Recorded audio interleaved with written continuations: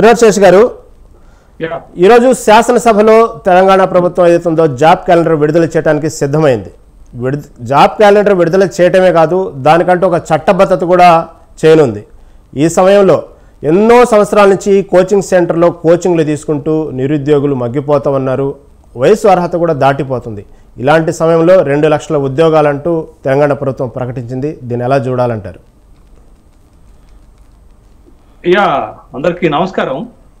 తెలంగాణ ఉద్యమ నేపథ్యమే నిధులు, నీళ్లు, నియామకాలు.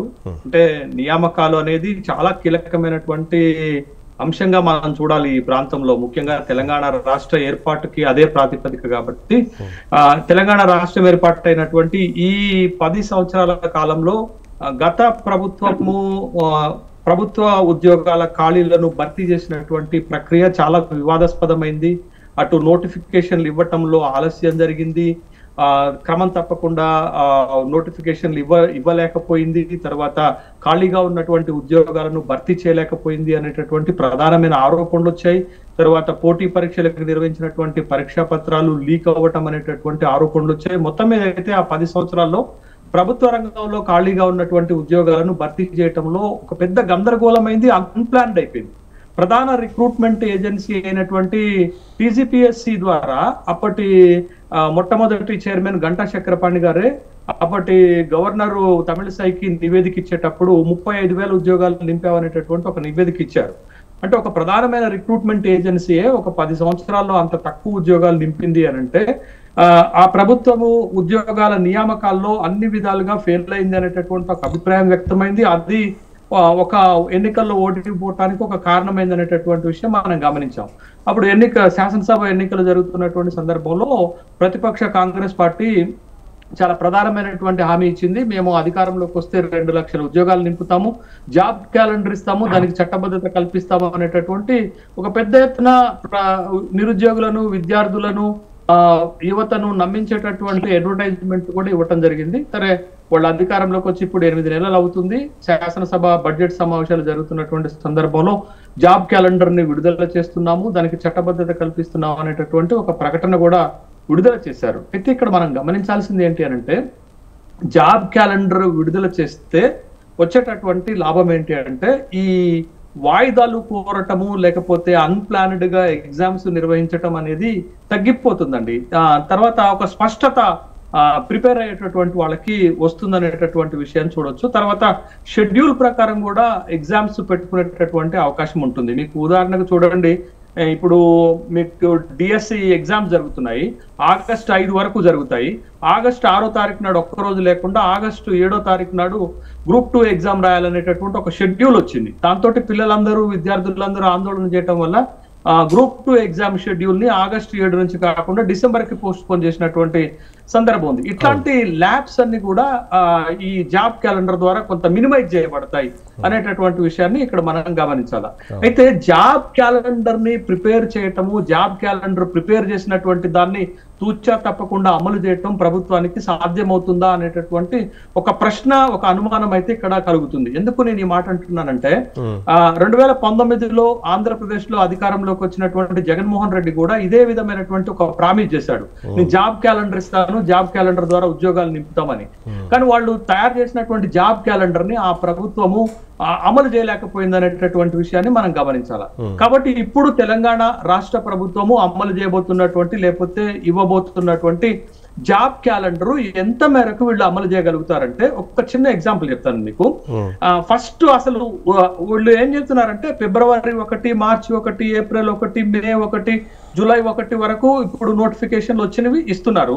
దాని తర్వాత జాబ్ క్యాలెండర్ లో ప్రపోజల్ చేస్తుంది ఏంటంటే, ఆగస్టు 1న, డిసెంబర్ 1న, డిసెంబర్ 15కి ఇంకొక 3 నోటిఫికేషన్స్ ఇస్తాము, ఈ ఇయర్ మొత్తం ఈ నోటిఫికేషన్ షెడ్యూల్ మాది అని చెప్పేటటువంటి ప్రయత్నం ఈ జాబ్ క్యాలెండర్ లో చేస్తున్నారు. ఇది ఒకటైతే, అసలు వివిధ శాఖల నుండి ముందు ఖాళీలు రావాలా, ఖాళీలు వచ్చిన తర్వాత భర్తీ చేసుకోవటానికి ఆర్థిక శాఖ అనుమతి కావాలా, ఆర్థిక శాఖ అనుమతి ఇచ్చిన తర్వాత నోటిఫికేషన్స్ ఇవ్వాలా, నోటిఫికేషన్ ఇచ్చిన తర్వాత పరీక్ష పెట్టాలా, పరీక్ష పెట్టిన తర్వాత రిజల్ట్స్ ఇవ్వాలా, రిజల్ట్స్ ఇచ్చిన తర్వాత ఏమైనా ఇంటర్వ్యూలు ఉంటే అది కంప్లీట్ చేయాలా, ఆ తర్వాత అపాయింట్మెంట్ ఆర్డర్స్ ఇవ్వాలా. ఇంత పెద్ద తతంగం ఉంటుంది. ఈ తతంగం అంతా కూడా షెడ్యూల్ ప్రకారంగా ప్రభుత్వాలు చేయగలుగుతాయా అనేటటువంటి ఒక సందేహం వ్యక్తమవుతుంది. అవునవును శేషు గారు, అవును శేషు గారు మీరు చెప్పినట్టే ఏంటంటే యూపీఎస్సీ కూడా కేంద్ర సర్వీసులలో మీకు ప్రధానమైనటువంటి సర్వీసులలో రిక్రూట్మెంట్ చేయడానికి వాళ్ళు ఇస్తున్నటువంటి ఆర్డర్ నేను ఒకసారి చెప్తాను. ప్రతి సంవత్సరము జనవరి ఫిబ్రవరిలో నోటిఫికేషన్ ఇస్తారు, మేలో ప్రిలిమినరీ ఎగ్జామ్ పెడతారు, జూన్ లో రిజల్ట్ ఇస్తారు, ఆగస్టు సెప్టెంబర్ లో మెయిన్స్ ఎగ్జామ్ పెడతారు, డిసెంబర్ లో రిజల్ట్ ఇస్తారు, మళ్ళా జనవరి ఏప్రిల్ వరకు ఇంటర్వ్యూస్ కంప్లీట్ చేస్తారు. అంటే ఒక సంవత్సరం అంతా ఒక ప్రక్రియని పకడ్బందీగా ప్రతి సంవత్సరం నడుపుతారు.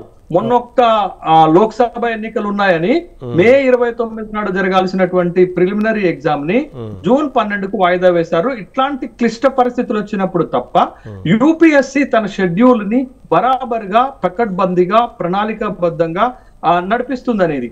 ఆ స్థాయిలో వీళ్ళు ఈ జాబ్ క్యాలెండర్ ని నిర్వహించగలుగుతారా అనేటటువంటి ఒక సందేహం అయితే మనకు కలుగుతుంది. ఇక్కడ మనం తెలంగాణ రాష్ట్ర ప్రభుత్వం చేయాల్సింది ఏంటంటే టీజీపీఎస్సీ ఏజెన్సీ ఉంది, బోర్డుల ద్వారా రిక్రూట్మెంట్ అయ్యి ఉంది. ఉదాహరణకు పోలీస్ రిక్రూట్మెంట్ బోర్డు ఉంది, తర్వాత మెడికల్ బోర్డు ఉంది. బోర్డు ద్వారా రిక్రూట్మెంట్ అయ్యేటటువంటి ఉద్యోగాలకు ఏజెన్సీ ద్వారా రిక్రూట్ అయ్యేటటువంటి ఉద్యోగాలకు క్లాష్ కాకుండా పకడ్బందీ జాబ్ క్యాలెండర్ ని పర్టికులర్ గా అమలు చేయగలిగితే కొంత ఇప్పుడు ఇంతకు ముందు జరిగినటువంటి ఈ హ్యాస్టీ మొత్తం కూడా మినిమైజ్ అయ్యేటటువంటి అవకాశం ఉంది. ఆ స్థాయి యంత్రాంగము టీఎస్పీఎస్సీకి ఉందా, బోర్డ్స్ కుందా, ప్రభుత్వానికి ఉందా అనేటటువంటి సందేహాలు అయితే కలుగుతున్నాయి. బట్ ప్రభుత్వం అనుకుంటే చేయగలుగుతుంది. ఎందుకు నేను ఈ మాట అంటున్నానంటే గ్రూప్ 1 ఎగ్జామ్ మన దగ్గర 2 సార్లు ప్రిలిమినరీ అడ్డదిడ్డంగా జరిగితే పేపర్ లీక్ అయితే 3వ సారి ప్రభుత్వం చాలా పకడ్బందీగా చిన్న ఆరోపణ రాకుండా రేవంత్ రెడ్డి ప్రభుత్వం నిర్వహించగలిగింది. This is evidence 1. ఎవిడెన్స్ 2, ఎంతమంది విద్యార్థులు డిఎస్సి వాయిదా వేయమన్నా ప్రభుత్వం ముందుకు వెళ్ళి డిఎస్సి పరీక్ష పెడుతుంది. అంటే ప్రభుత్వం అనుకుంటే, చెయ్యాలని అనుకుంటే, చిత్తశుద్ధి ఉంటే ఎంత కష్టమైనా ఎంత ఇబ్బంది ఉన్నా దాన్ని చేయగలుగుతుంది. మరి ఈ ప్రభుత్వము ఇచ్చినటువంటి హామీ మేరకు జాబ్ క్యాలెండర్ ఇస్తే ఆ జాబ్ క్యాలెండర్ లో ఇచ్చినటువంటి షెడ్యూల్ ప్రకారం పరీక్షలు పెట్టడం, ఫలితాలు ఇవ్వటం, ఆర్డర్స్ ఇవ్వటం జరుగుతుందా అనేది వేచి చూడాల్సినటువంటి అంశమే. అవును శేష్ గారు, మీరు చెప్పింది చాలా వాల్యుబుల్ సెషన్. ఎందుకంటే ఈ పాటికి ఇప్పటికే రేవంత్ రెడ్డి ఆయా శాఖల్లో ఏ శాఖల్లో 2-3 ఏళ్లలో ఎవరు ఉద్యోగ విరమణ చేయబోతున్నారు, ఎన్ని ఖాళీలు ఉన్నాయంటూ కూడా మొత్తం దానికి సంబంధించినటువంటి శాఖలు కూడా ఈ పాటికి నోటిఫికేషన్ ఇచ్చారు. దానికి సంబంధించిన సమాచారం కూడా తీసుకుంటున్నారు. దాని మీద మాట్లాడదాం, ఇంకా చాలా ఇన్ఫర్మేషన్ దాని మీద.